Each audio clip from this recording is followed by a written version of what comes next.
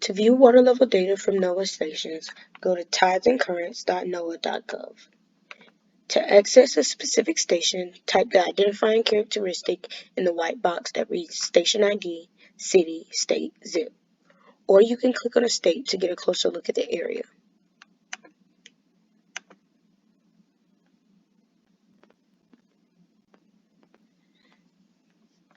You can get a closer look by clicking the dots with numbers to see the stations for that area.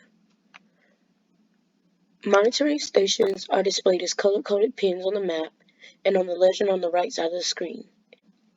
Pins with yellow and red markings display water level and meteorological data.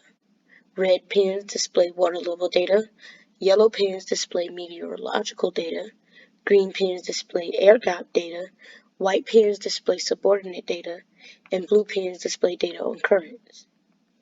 Users can decide what data they would like to be displayed on the map by checking or unchecking the box next to the labels in the legend.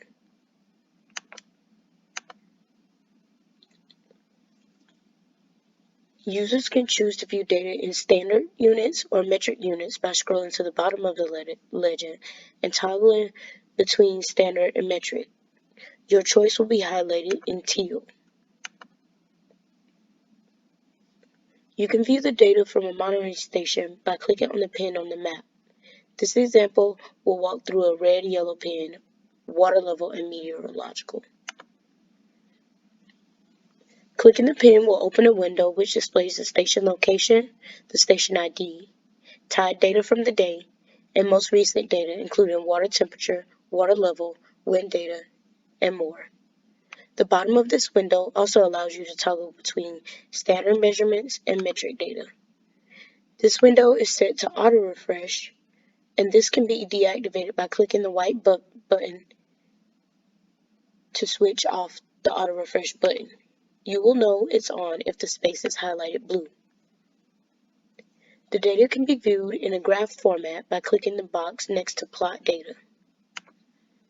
The first graph that is displayed is a water level graph.